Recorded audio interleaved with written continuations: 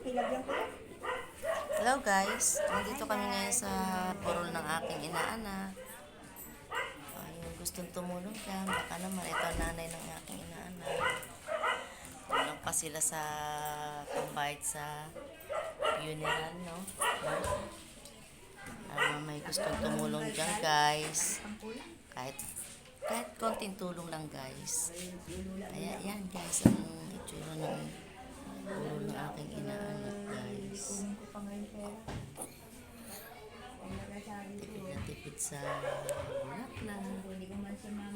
Wala kasi guys. Nahirap lang din kasi guys sila guys. Sana matulungan nyo naman sila. Kahit konti lang.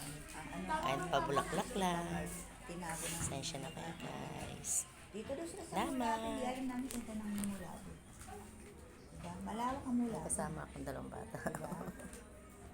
Ang lungkot guys, malungkot. Pero Si naalam na kami doon lang kung guys. kumusta. Nalaman na nila talaga. Kasi ito wala man lang pagbukas na ito, tumutulong. profile nila, kandila. Sana kung nakakalood-load kayo. Sabi, saka pangalan na. No?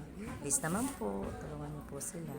Sabi ko, Namang problema po yung kanyang nanay kung saan siya kukuha ng pampuno ng ayaw nila, di ba? pambayad sa funeral. Ayaw Nasa na aking ipakita simil eh. pa daw. Ayaw na ipakita bata. Hindi din naman makuha sa mga naglalakad kasi wala naman din tao.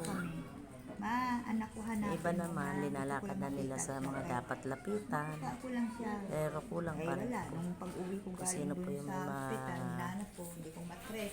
ang kalooban para tulungan ng aking inaanak. Lapit ko kayo siya. Ayan siya guys. Ayan siya kung gaano kaganda na siya ay nabubuhay pa. Diba? Ito na siya ngayon. Laka ng pinayat niya guys. Okay na rin siya. At least hindi na siya nahirapan. Diba guys? At ang aking kumaring maganda rin. Oh, yes guys ka dyan. Bye guys. See you. Mamuha chup chup.